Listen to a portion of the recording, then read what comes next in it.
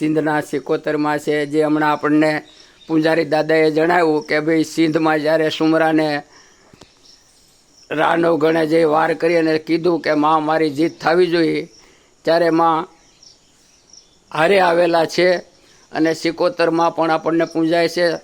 આ સિંધની સિકોતર કહેવાય છે. અંદર પઠ્ઠાપીર દાદાનું છે, એ પણ આપણને દર્શન કરાવ્યા છે. તો સર્વે પ્રેમી દર્શનનો લાભ લેજો. બોલો સિકોતર માની જય, ખોડિયાર માત કી જય. જય જગદંબા જોગણી. આ સિંધના મેં કીધું ને, સિંધના સિકોતર આપણે પૂંજારી દાદાએ જણાવ્યું ને.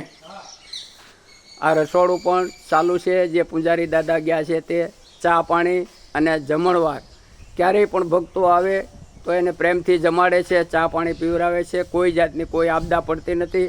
રાતે 2 વાગ્યે આવો તો પણ તમને આશરો મળે છે અને બધી સુવિધા મળે છે.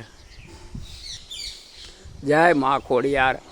આજે આપણે જોઈ રહ્યા છીએ તે આજે આદિ અનાદિનો આ લીમડો છે અને આ ડાળ જે માતાજીના મંદિરમાં ગઈ છે તે ડાળ મીઠી પણ છે અને મેં પણ આનો અનુભવ કરેલો છે કે આ ડાળ જે મંદિર બાજુ ગઈ છે તેનું લીમડાનું પત્તું ખાઓ તો ખરેખર આપણને મીઠું દૂધ જેવું લાગે છે.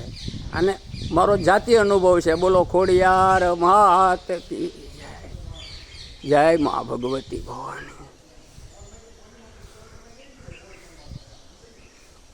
મંદિરના પ્રાંગણામાં આ બધા દર્શનો આવેલા છે, તે આપ બધા નિહાળો. દર્શન જે આ મંદિરના પ્રાંગણામાં જ આવેલું છે. મહાકાળીનું મંદિર છે. બોલો કાલિકા માત કી જય. જય મહાકાળી પાવાવાળી જાગતી જોગ માયા જોગણી. જય દેવી શક્તિ. મિત્રો, મંદિરમાં આ પણ સુરાપુરા દાદા આવેલા છે, જે કાકલોતર પરિવારના સુરાપુરા દાદા, જે એના પણ દર્શન તમે કરી શકો છો. જય સુરાપુરા દાદા.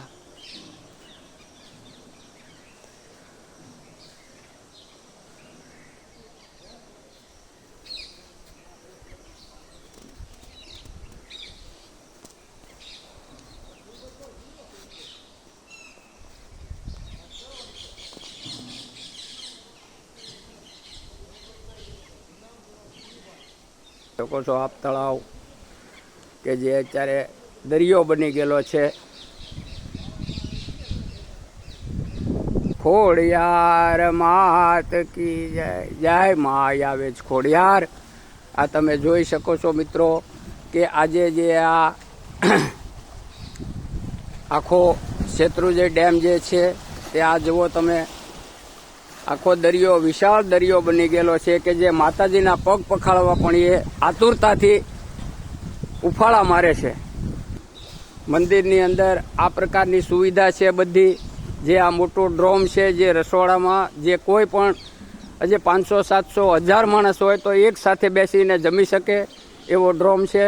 અને આ બધું મંદિરની પ્રાંગણા અને સુવિધા તમે જોઈ શકો છો. મિત્રો, સામે રસોડું દેખાય છે, તે રસોડું છે. આ આપણે કાળ ભૈરવ દાદાનું મંદિર જે આવેલું છે, બરોબર ખોડિયાર માના મંદિરની સામે જ છે. અને કહેવાય છે કે કાળ ભૈરવ દાદા અહીંયા રક્ષણ કરે છે. બોલો કાળ ભૈરવ દાદાની જય. કાળ ભૈરવ દાદા.